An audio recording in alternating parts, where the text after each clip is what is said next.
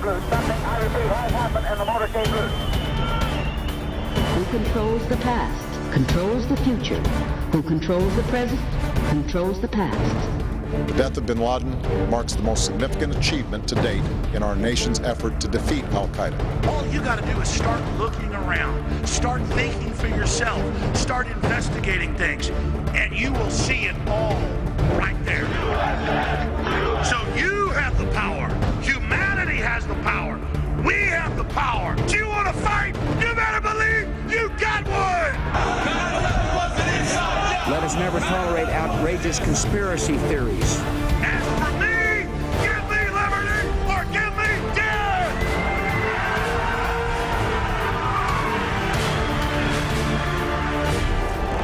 The answer to 1984 is 1776. Welcome to the Infowars Nightly News. I'm Darrin McBreen. It is Thursday, May 2nd, 2013, and here's a quick look at what's coming up. Tonight, as Obama prepares to send arms to Al-Qaeda terrorists in Syria, Florida encourages citizens to report their anti-government neighbors. And the IRS moves to spy on your travel, shopping, and social interactions. All that and more on tonight's Infowars Nightly News.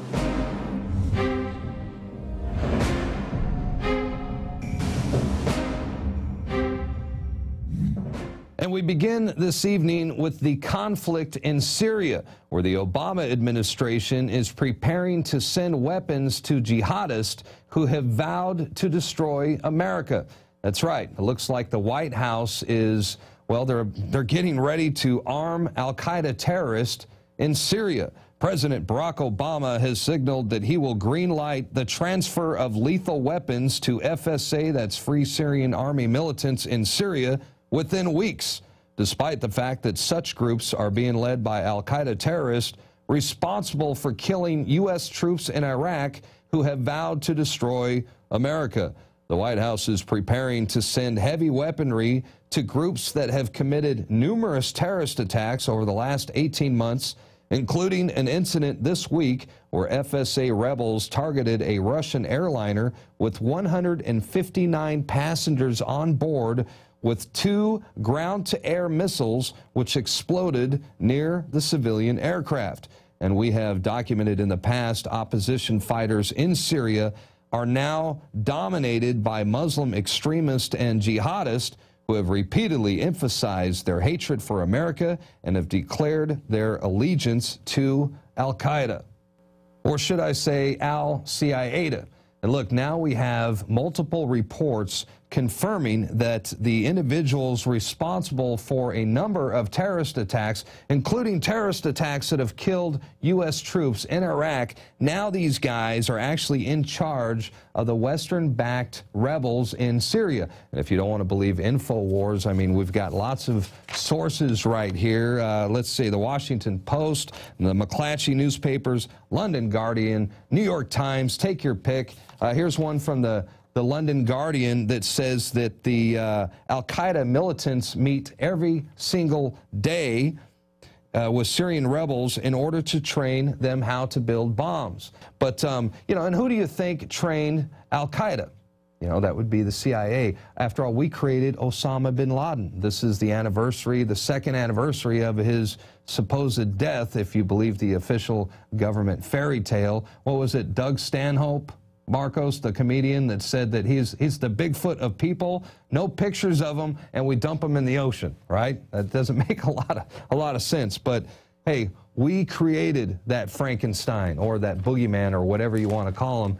And look, this is not a conspiracy theory, folks. This is the real world. This kind of stuff is happening right now. And back to that article from the New York Times. According to the New York Times, the Obama administration has already sent well over $500 million in aid to such groups, while the CIA has overseen a secret airlift of arms and equipment to rebels since early 2012.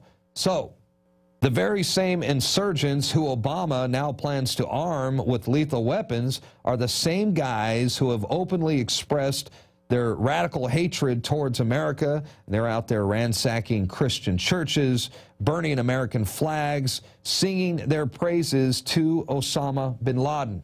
Now, this, my friends, is an impeachable offense by Barack Obama, arming Al-Qaeda terrorists in Syria and empowering our enemies. And, well, the real enemy to America lies within, I guess you could say. Now, we're going to keep you posted. Actually, somebody just handed me a brand new report, and this is from Washington's blog. The U.S. government worked with bin Laden and his top lieutenant 3 months after 9/11. Former FBI translator Sybil Edmonds has been deemed credible by the Department of Justice Inspector General, several senators, and a coalition of prominent conservative and liberal groups. She's also been a guest on our show a number of times. The ACLU described Edmond as the most gagged person in the history of the United States of America. And famed Pentagon Papers whistleblower Daniel Ellsberg says that Edmonds possesses information far more explosive than the Pentagon Papers. Edmonds translated terror-related communications for the FBI right after 9/11. In that capacity, she read communications between terrorists and other radicals. Edmonds said last week that bin Laden and his number 2 Al-Qaeda lieutenant worked with the U.S. government for 3 months after 9/11 to coordinate destabilization in the region. Now, if this sounds crazy, please remember that the U.S. National Secretary Advisor admitted that the U.S. created, organized, and armed mujahideen in Afghanistan, including bin Laden, to fight the Soviets. The mujahideen eventually morphed into Al-Qaeda. The U.S. still funds Al-Qaeda, and the U.S. has backed the most dangerous and radical Muslim terrorist for decades.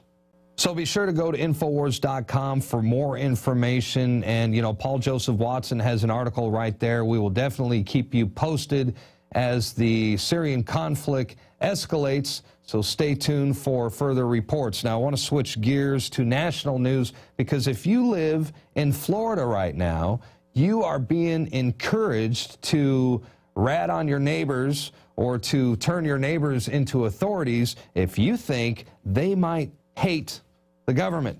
That's right. Floridians are encouraged to report neighbors who hate the government. A $1 million hotline characterizes dissent as an extremist threat. A new $1 million program led by Palm Beach County Sheriff Rick Bradshaw, aimed at violence prevention, is encouraging Floridians to report their neighbors for making hateful comments about the government. Man, this is a chilling reminder of how dissent is being characterized as an extremist threat. Now, Bradshaw plans to use the extra $1 million to launch Prevention Intervention.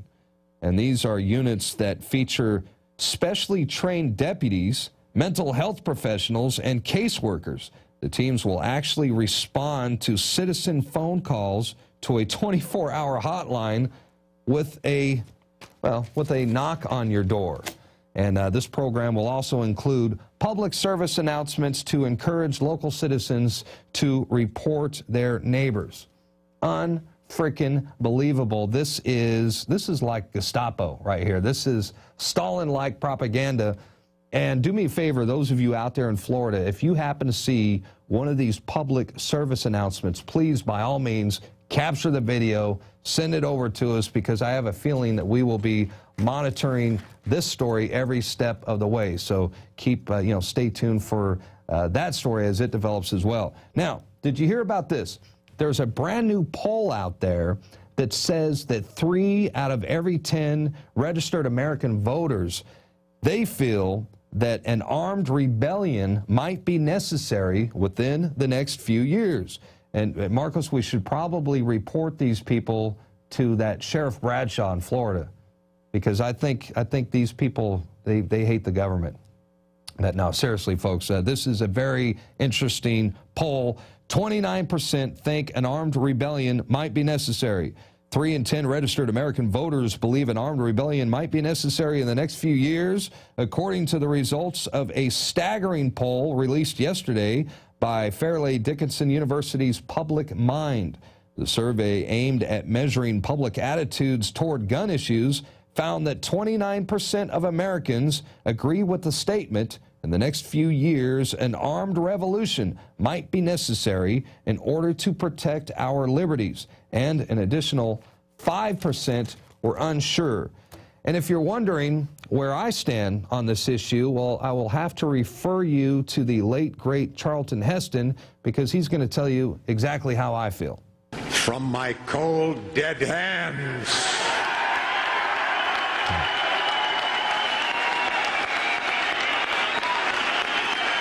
Yeah, what he said. What he said. Come and take it. All right, we're going to switch gears again because I've got some IRS news.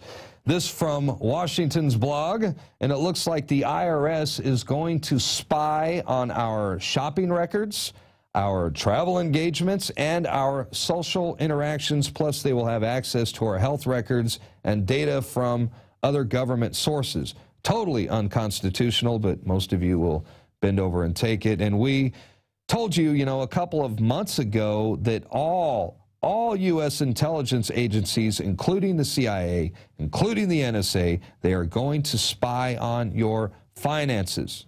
So the IRS and U.S. intelligence agencies are staring right into our fishbowl. Meanwhile, we are not allowed to know, anything that they do. We're not allowed to, certainly not allowed to have any access to their transactions, if you will, including what Ron Paul has wanted to do for a very long time, and that is audit the Fed. Hey, the Infowars Nightly News, we're going to take a quick break right now, but when we come back, we have a developing story concerning the guy, the guy, there he is. He's the guy that badgered Infowars reporter Dan Bidandi the other day, this following the Boston bombings and during the total police state crackdown in Boston. And, well, this guy has been basically ridiculing and attacking Infowars for the past several weeks, including there he is on MSNBC and calling, us all crazy conspiracy theories and all that good stuff. Well, guess what? I got a phone call from him today, and we had a very interesting conversation. In fact, Rob Dew and I both talked to him. Rob Dew is going to sit down here with me next. We're going to tell you all about that conversation up next on Infowars Nightly News.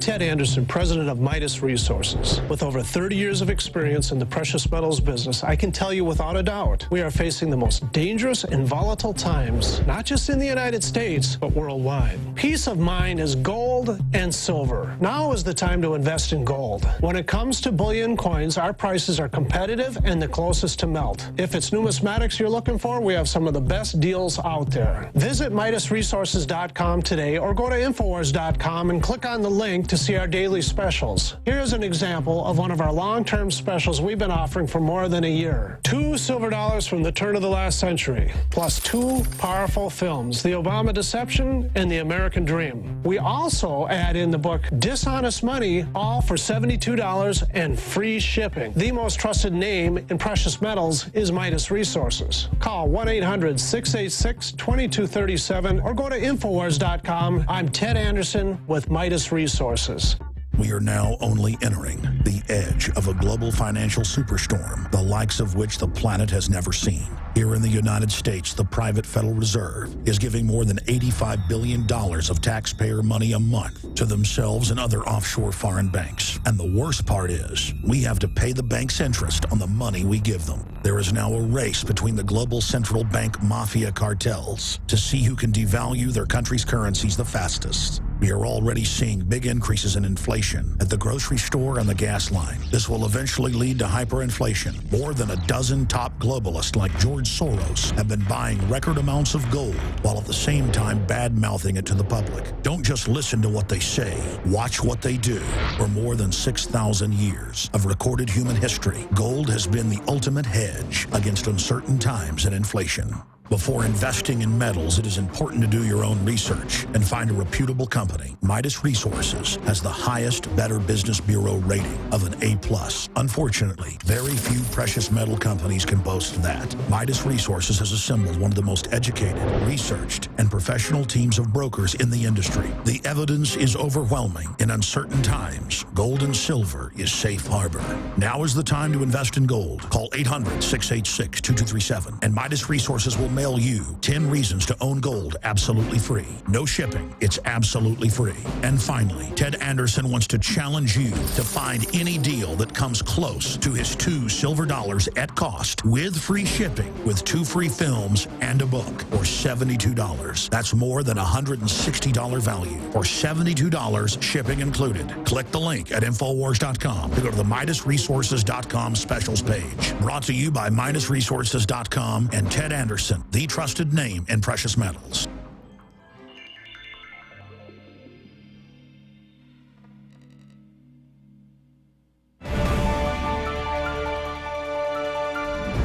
And welcome back to the Infowars Nightly News. I'm Darrin McBreen, and we have some interesting developments concerning the guy whose video has gone viral. This was his confrontation with Infowars reporter Dan Bidandi. I'm sure most of you have seen the video. It went viral. His name is Roger Nicholson. He is an angry Boston resident, and he has, well, an extensive profane vocabulary, and he's been attacking Infowars religiously for the past couple of weeks. He even appeared on MSNBC a couple of days ago to discuss his confrontation with Dan Bidandi and tell everyone that he thinks Alex Jones is completely insane, along with all of you out there, all of you unpatriotic people who follow Infowars.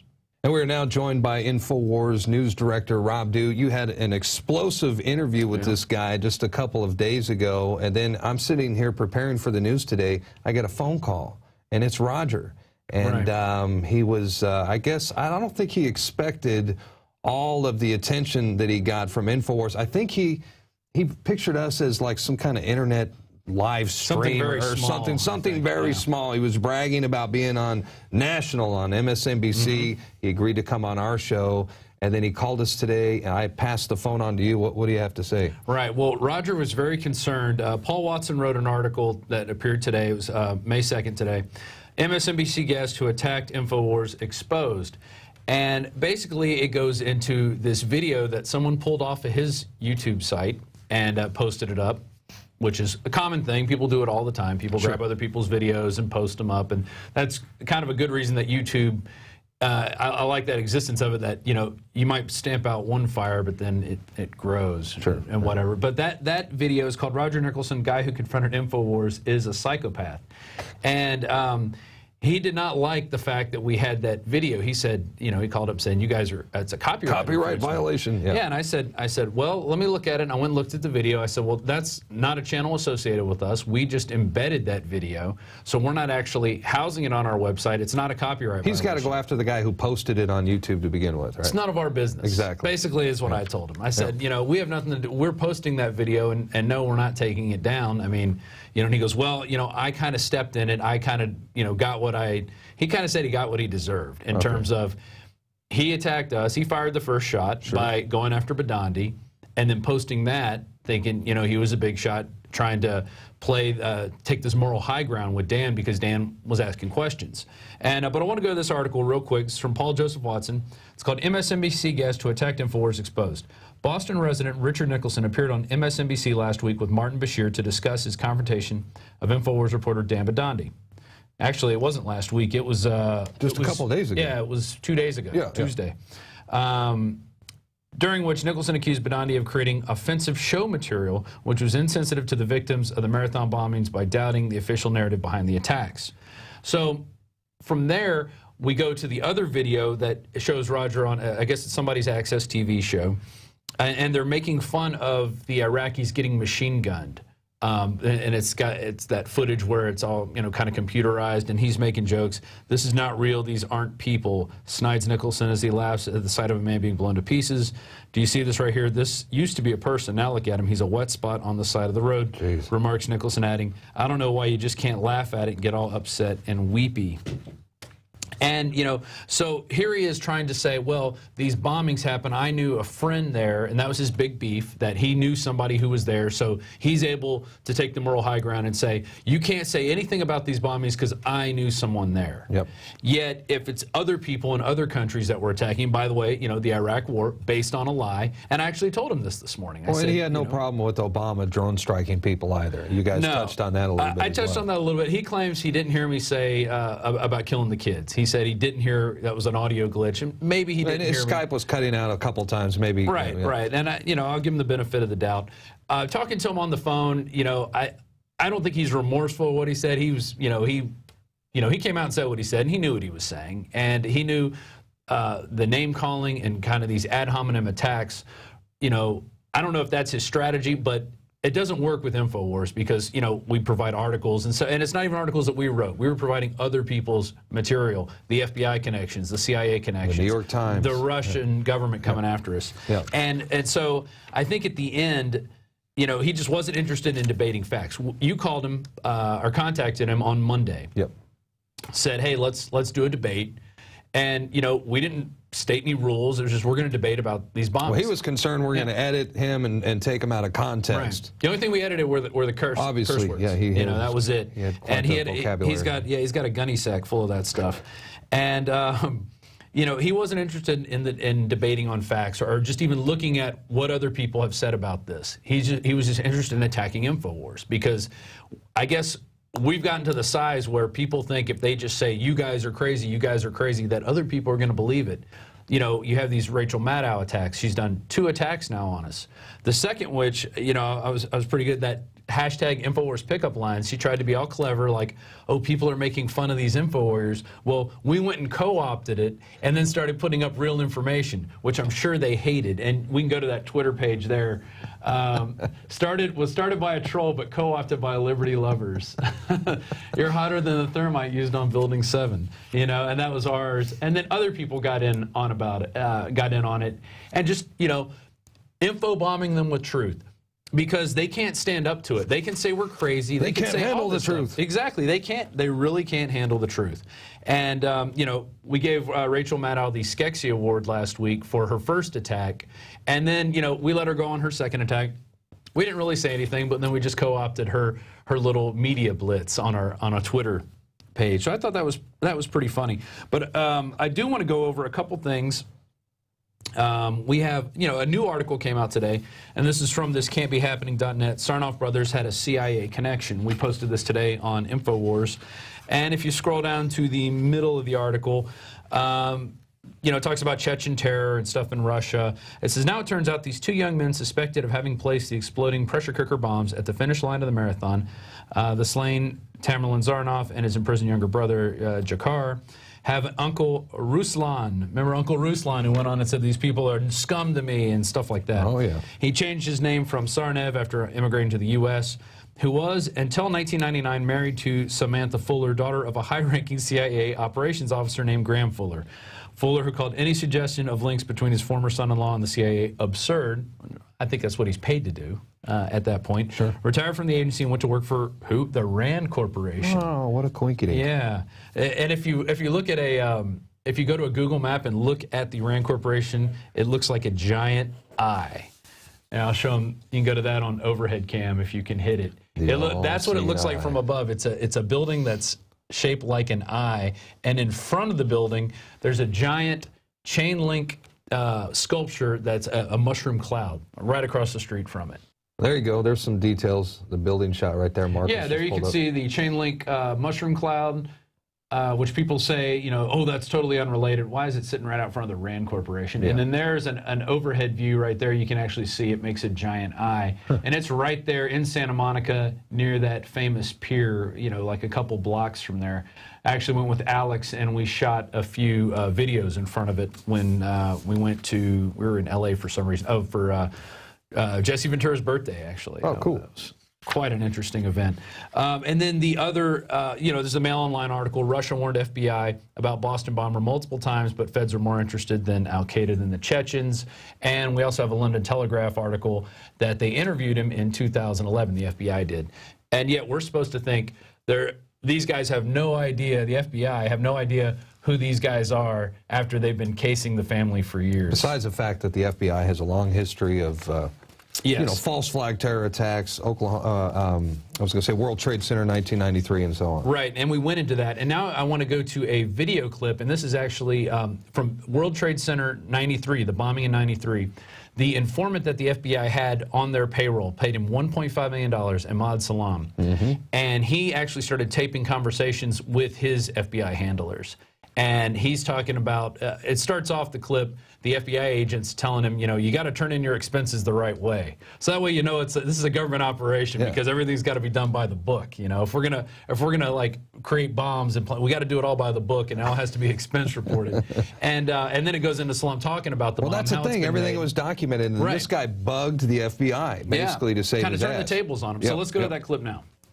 Going to be a nice payment. I'm just telling you for the future and what the expenses, they just don't want to buy in on $500 of expenses. That's all. We're just going to have to give me the, some of the expenses, and they'll pay what operationally they are allowed to pay. Let me think about it. Don't think it. There's nothing to think about. Of course I have to think about it. You got paid regularly for good information. If that's what you think, guys, fine.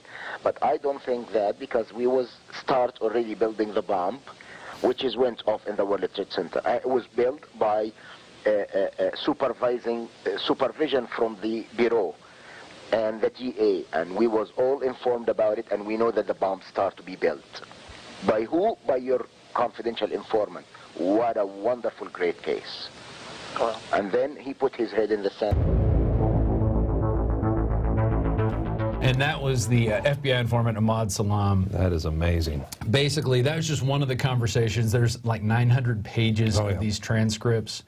And William Kunstler, in a news report a long time ago, said it's gross government misconduct. I think everybody at that time was so shocked because this stuff really hadn't come out in the open of the FBI getting these informants and stuff.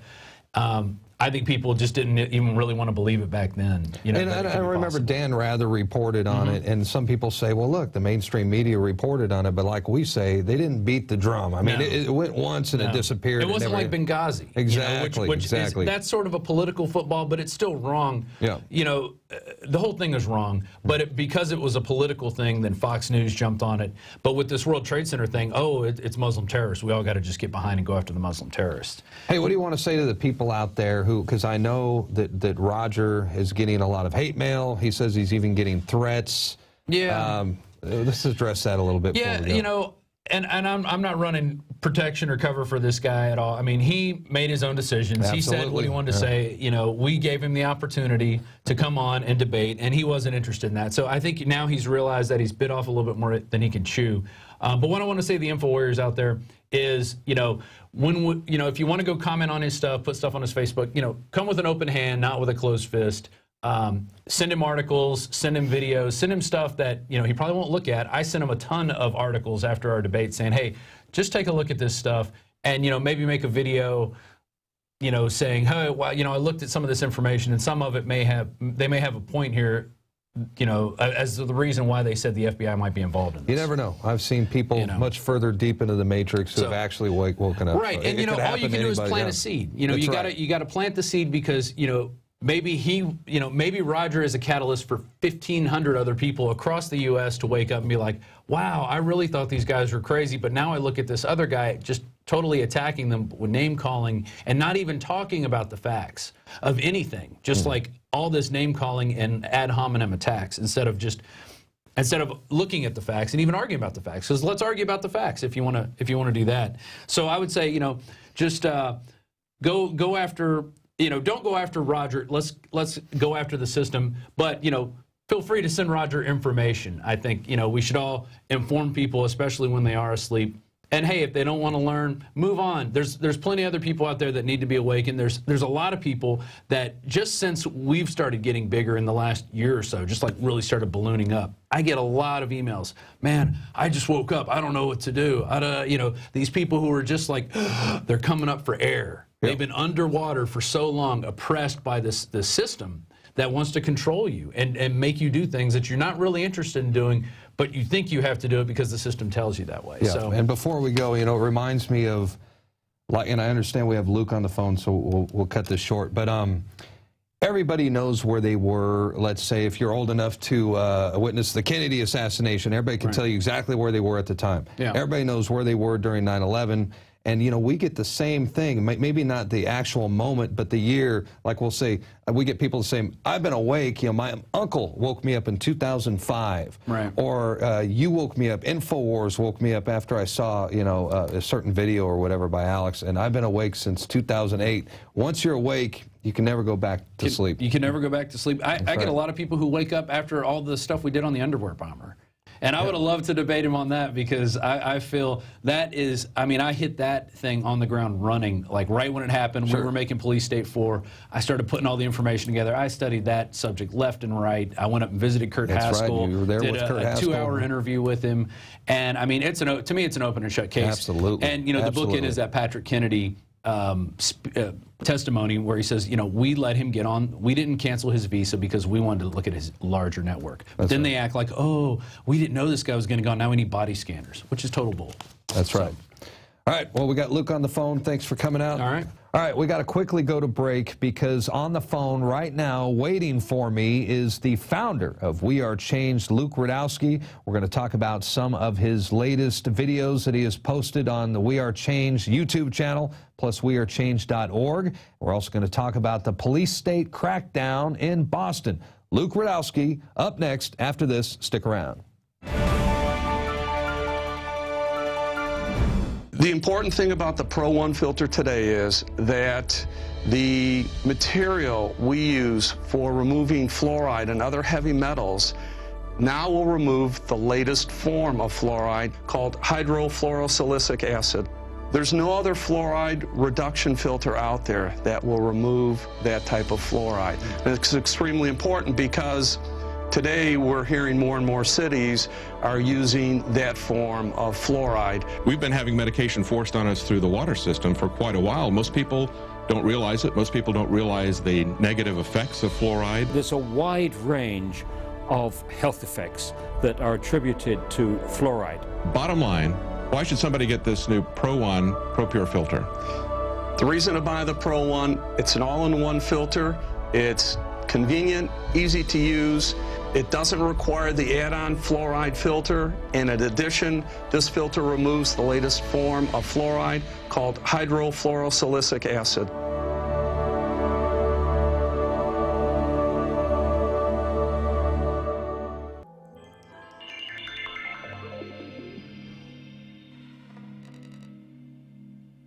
Black boots kicking doors in, man. That's what's to come. That's what's happening right now as we speak. The masses of the people that have voted for Barack Obama was groomed well via MTV, BET, and some of the multinational corporations that influence entertainment, arts, and culture. The people that control the media could probably fit right in this room with snacks, right or wrong. Monsanto's, the World Army, FEMA camps, World Bank, Federal Reserve, those who constructed the Patriot Act, all of them in bed. There's so many wicked things going on in the government that, hell, we can't even tell you. You don't have the card. You don't know the handshake. You don't know the code word. And you need to kind of get used to that. We're doing it. We're putting together the documents. We're putting together the websites and the information. And Info Warriors are going out spreading the truth.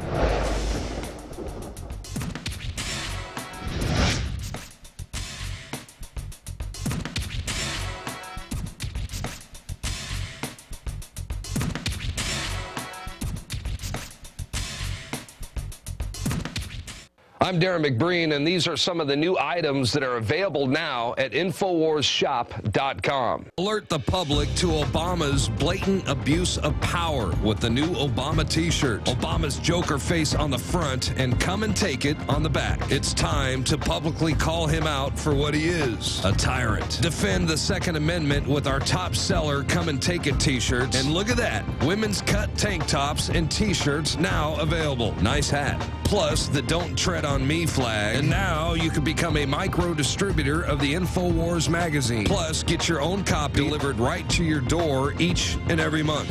And if you're tired like I am of you and your family being exposed to polluted drinking water, get the Pro One high-performance water filter. It gets rid of all pathogenic bacteria, cyst, fluoride, heavy metals, and numerous other contaminants. So join the revolution at InfoWarsShop.com.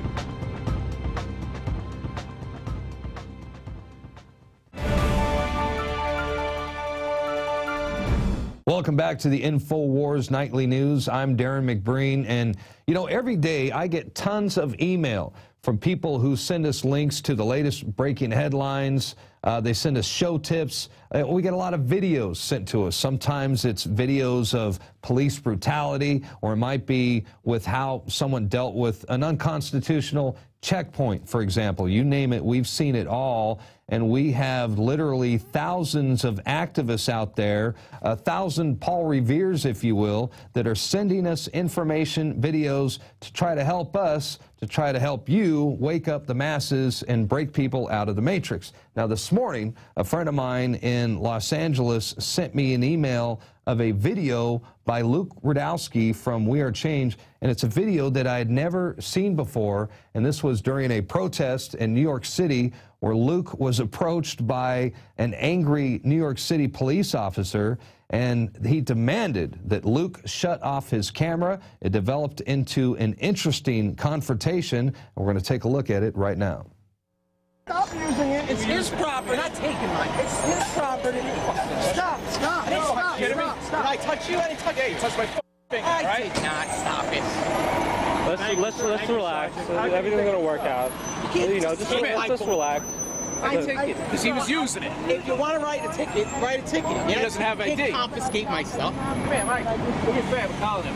I did stop. Just relax. Everything's fine. Just put the camera away. With all due respect, I have a First Amendment right as a New York City journalist to record every conversation. I don't need to show you ID just because I'm filming. I have my press pass in my bag and I can show you it. But even I don't have to show you it.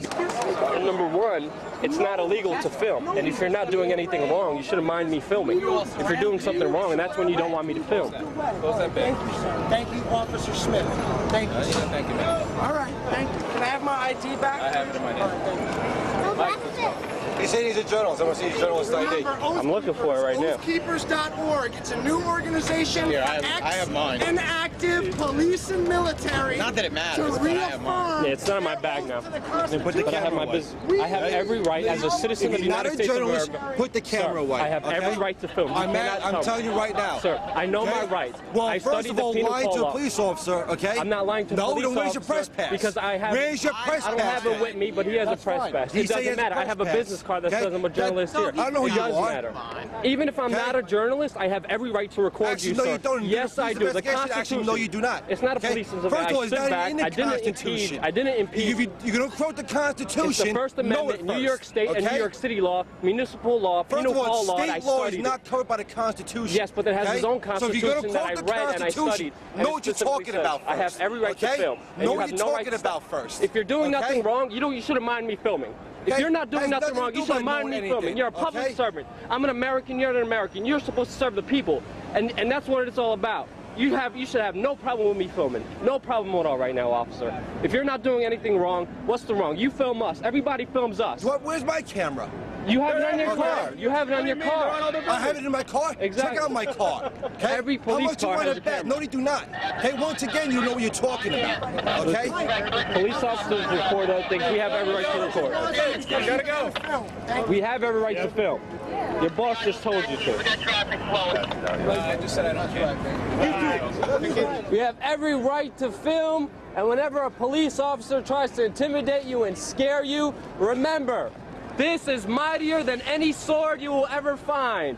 Use it, get it, and know your rights. Stand up, people. Look up wearechange.org. That's right. In modern times, the camera can indeed be mightier than the sword. And now we are joined by the man behind the camera and the founder of We Are Changed, Luke Rudkowski. Luke, welcome to the program.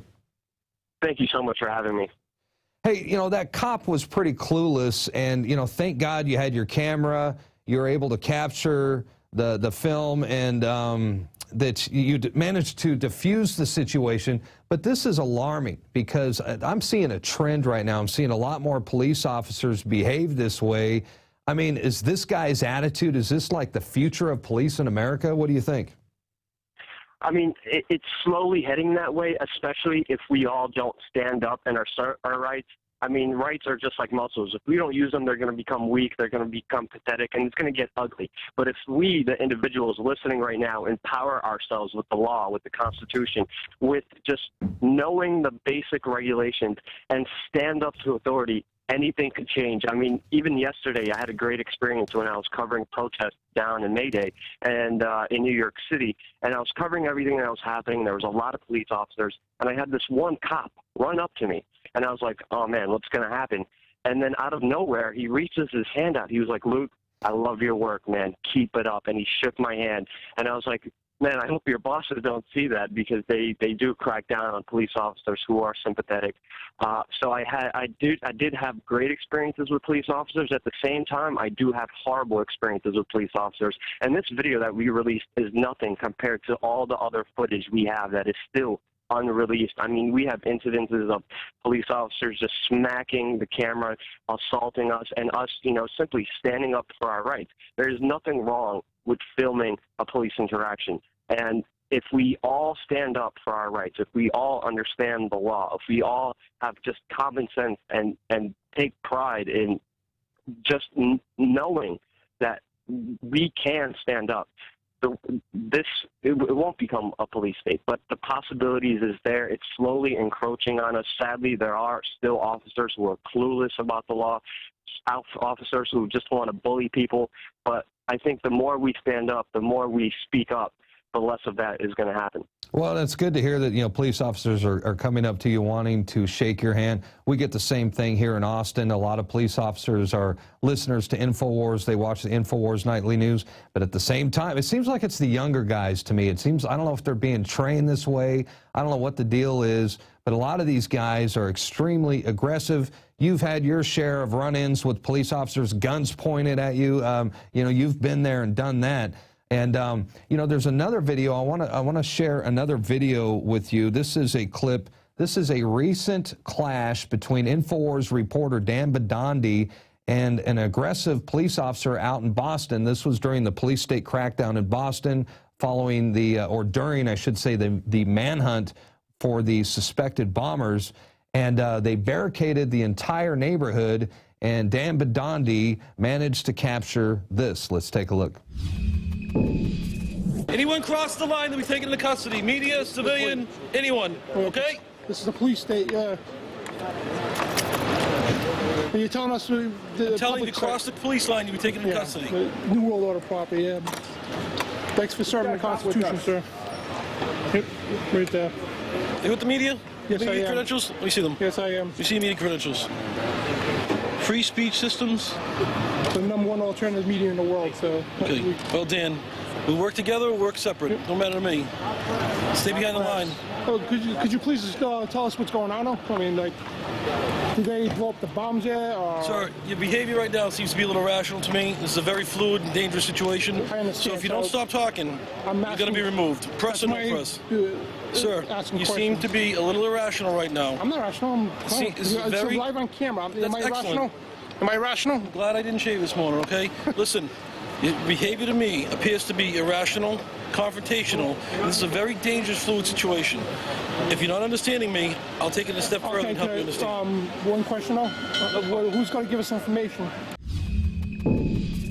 And that, my friends, is the face of tyranny. And I got to hand it to you guys. You know, Dan Bidandi, you, Luke, you guys are out there, and I'm afraid I would lose my temper and probably go to jail if I had some of these run-ins that you guys face. But you're able to, you know, cool heads do prevail. You're able to diffuse the situation 9 times out of 10. And, you know, I was on your YouTube channel, and I thought it was interesting. Sometimes if you go to jail, the cops will take your footage and they will erase and delete all the information or all the footage from your camera, illegally, I might add. And I know there was a guy in Miami who had his footage erased by the police, but he was able to recover the deleted footage. I thought that was very interesting. You want to tell us a little bit more about that? I mean, similar situations have happened to me when I was arrested for trying to question Mayor Bloomberg. My DV tape was totally destroyed. I had to get it restored. But recently when I was down in Miami, I met up with Alex of Federal Jack and Hack Miami. And he had a very crazy, insane story. When he was just filming police officers, they grabbed him, tackled him, choked him, and then they deleted his footage because he wouldn't tell the cops who he was with. But Alex was actually a hacktivist. He's a hacker. And he was actually able to go get forensic software and recover the video footage. And once he recovered that video footage, all the media started talking about it. It went viral online. All the charges were dropped against him, and now he's a part of a lawsuit against the Miami Police Department. And then later it came out that that police officer who arrested him was arrested later for kidnapping and extorting a random person. The story is just insane. It's on our YouTube channel, but it shows you, you know, even though negative things do happen, we could use technology and the internet to actually prevent these things from happening and actually clear the wrongs. We also just released another story from Antonio Buehler, who was, you know, arrested and used Craigslist to find video of the cop lying and setting him up, and he was able to drop the felony charges that he was facing. So we do have these tools in front of us. We do have cell phone video cameras. We do have technology to restore videos. We do have other people who are going to start filming interactions with the police department. We have all these tools that are in our grasp. We pretty much have the truth in our hands, and it's up to all of us as individuals to go out there and use it to its full potential. And we're happy to hear successful stories like Alex and Anthony and Antonio and everything that we went through. It was only due to the technological advances. It is a double-edged sword, but we have to, as a whole larger public, start using them. And once we do, things will get a lot better. Well, you know, and it seems like wherever the action is, you are always there. And, you know, as soon as the massive manhunt took place in Boston, I just knew you were going to be there. And what was funny is I was watching a video of Dan Bidandi, once again, who was out there covering the scene, and he was being badgered and heckled by an angry Boston resident. I don't know if you saw that video. It went viral on YouTube. And as I'm watching it, there's Luke in the background. I could see you back there. And I was curious because we haven't had a chance to talk about your experience out there. Lawrence O'Donnell, the MSNBC host who you've interviewed several times, he recently, I think it was just a couple days ago, he ridiculed people like Ron Paul, saying that there was no police state in Boston. Ron Paul is crazy. You were there. You happened to, you know, talk to people who were there. What kind of reaction did you get from the people who were locked down during that time? Yeah, we were actually there in Watertown as state, federal, and local authorities were going door to door, pointing guns at individuals. And a lot of the residents that we talked to that just got their, you know, homes searched, that just had just had all these paramilitary guys in their house, were visibly shaken, visibly afraid. Some of them, you know, allowed it to happen. Some of them tried to resist it from happening, but they were still forcefully under duress, you know, thrown away all their rights, and a lot of them were not happy. Some of them didn't mind it, but you could still see the effect it had on the community at large. Whether it was justified or not, it definitely did terrify that small community, everything that they had to go through, that they had to undergo. We initially got a report from the police department that it was voluntary searches, but then after talking to the residents, we found out that they weren't asking if they could have permission to enter homes. They were just forcefully entering people's homes to search for the suspect, of course. So it was definitely frightening being there. myself, the security was very, very intense. There was police and officers everywhere. We, had to go through multiple checkpoints. We were searched ourselves. Other journalists on the scene were told to lay on the ground as they were searched. So it was a very, very touchy, very intense situation to be in. But luckily, we were able to go there and get the point of view of the residents that the mainstream media wasn't talking about. We talked to some of the friends of the suspects, and it just leaves me with a lot of questions, and it leaves a lot of people there, also the residents, who aren't really just even theorizing about anything, but they just have questions about what's happening, and sadly, they weren't getting the answers that they truly needed. Are you finding that a lot less people rely or trust the mainstream media, the people that you talk to, because they're seeing it? I'm sure they're glued to their TVs the entire time this is going down, but do you find that more people don't trust the media like they used to?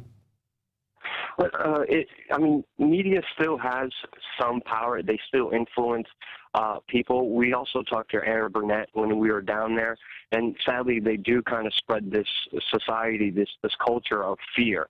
They kept replaying the bombing footage, and they kept replaying gory pictures and images over and over again, installing fear in everybody. And they still are a powerful branch.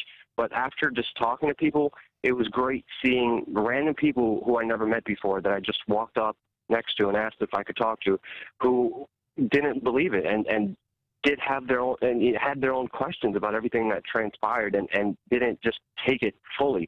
So it was great seeing that, but at the same time, that fear that the media and the panic that the media caused was still very prevalent in Boston. Well, I'll tell you what's kind of scary. Less than a week after the Boston police state crackdown, there was an incident in Oakland, California, where the California Highway Patrol, FBI, SWAT teams, they barricaded several city blocks, and they went in and they arrested people presumably for drugs and illegal weapons. I mean, they refused to even answer, or there's news crews that were out there asking them what's going on. They refused to answer any questions. But once again, it was a massive show of force, and I think what they're trying to do is, I think they're trying to get people used to seeing militarized police on the streets of America. We're seeing it more and more, and I think this is, basically conditioning. What do you think? Well, we saw that right after 9/11. First, all these apparatuses are built up to fight terrorism, and then we find the FBI manuals, then we find the declassified documents where they start classifying patriots and people who don't believe the mainstream media as potential terrorist suspects. So they're building up the apparatuses. They're using the Boston bombings as an excuse to build up this police state, and then they're going to start using it against drug dealers. Then they're going to start using it against immigrants or any other criminal group, and they're going to normalize this huge potential use of force against the citizenry. And then sooner or later, potentially, it will go against people who don't believe them, people who don't believe the government and don't trust the media. So slowly we see these apparatuses building, and we have to question the motives on how far they could go. We have to stand up to them. We have to make sure that our liberties are not trampled, because if they are, in one particular case, they're going to do it again and again and again and expand it even further. Power corrupts, and absolute power corrupts absolutely. And that's why it's time to put a stop to it. It's time to stand up. It's time to question everything. And it's time to make a stand for humanity. I mean, it's now or never. Time is very limited. Life is very short. And it's really in our hands. It's in our grasp. And it depends where we want to take it. We could either allow all these things to happen, or we can make a stand, and we're here willing to make a stand. Well, I'm into that, and it certainly is good to have you on our side. And, for those of you out there who are new to Infowars, perhaps you've never gone to We Are Change. It's wearechange.org is the website. They have a tremendous presence on YouTube, their YouTube channel. Man, I literally can spend hours on that channel. And, Luke, I don't know if you know, as I don't get a chance to talk to you as much as I'd like to, but there isn't a weekend that goes by that I don't at least go there for a little bit and see what you've been up to lately. So, there's a lot going on there, and I encourage everybody to go check out the YouTube channel. What's next for We Are Change? I imagine you're going to Bilderberg? Yeah, right now, I mean, we love doing this. We put everything on the line. We cut every corner we can to save money. We have no owners. We have no bosses. We have nobody telling us what to do except the people listening right now. And right now we're trying to raise money on wearechange.org to fundraise our efforts so we could actually go to Bilderberg in the UK and provide live video streaming, make video reports, investigate what happens. And we could only do that with your support. So we're trying to get over to Bilderberg. We're trying to get the full story of exactly what's going to be happening there. We need a continued presence there. We need to expose what's happening there. And if people want to see more video reports, if they want to see the live video coverage, support us, and we'll do our best, and we'll put our butts on the line to make sure Bilderberg is exposed for what it should be. Well, that's right. And We Are Change, truly citizen journalism at its best. Luke, thank you. I have a feeling that we will be seeing you at Bilderberg. My feeling is that God's definitely going to send you there. Thanks for joining us today, and definitely come back and see us sometime in the near future. Thank you so much for having me, and keep up the great work. All right. Thank you, Luke. All right, don't forget, folks, you can go to wearechange.org, donate to the organization, help Luke get to Bilderberg. I promise you, once he gets there, he's going to bring back some fantastic interviews and footage from the Bilderberg meeting out there in England this year. Is that right? That's right. All right, that's going to do it for tonight's show. The Infowars Nightly News will return, Lord willing, tomorrow night, 7 o'clock p.m. Eastern. Before we go, this just in, check it out. It's the brand new Infowars magazine, and I have not gotten a chance to look at this yet. This is brand new. I mean, literally this minute. Check this out. This, my friends, I think that's the best cover we've had so far. This should be a poster. I mean, that is awesome. And then I understand there they are. They got bumper stickers right there inside, and the back cover as well. Pretty freaking cool. All right, you can get this on our website, InfoWarsShop.com. Be sure to get a copy today. That, once and for all, is going to do it for the show. We'll return tomorrow night, 7 o'clock p.m. Central Time. We'll see you again tomorrow. Good night.